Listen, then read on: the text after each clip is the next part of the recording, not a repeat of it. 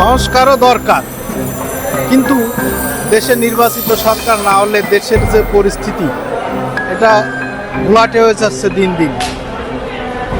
চুরি ডাকাতি রেপ বেড়ে যাচ্ছে। এর জন্য আমার মনে হয় যে নির্বাচনটাও দ্রুত দরকার। নির্বাচিত সরকার ছাড়া এই দেশ কন্ট্রোল করা খুব কঠিন হয়ে যাচ্ছে এদের পক্ষে। আমার মনে হয় যে সংস্কারও দরকার এবং কম সময়ের ভিতরে সংস্কার করে নির্বাচন দেওয়া উচিত আমি মনে করি।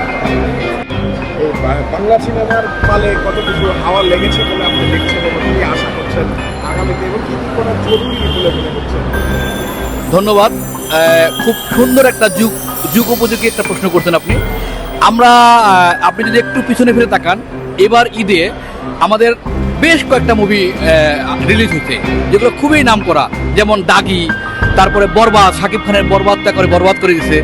আমি অ্যাক্টিং করছি একটা মুভিতে চক্কর ৩০২, সেটাও খুব ভালো, মোশাররফ ভাইয়ের। তারপরে আছে আপনার কি বলে জঙ্গি। হ্যাঁ, মোটামুটি মিলে বেশ ভালো একটা ঈদ গেছে বলতে গেলে চলচ্চিত্র প্রেমীদের জন্য। এক সময় আমার মনে আছে, আমরা যখন স্কুলে পড়তাম তখন আমরা স্কুল পলাতক হয়ে সিনেমা দেখছি, সালমান শাহ সিনেমা। চলচ্চিত্র মানে তখন আমি বুঝতাম নায়ক মানে সালমান শাহ।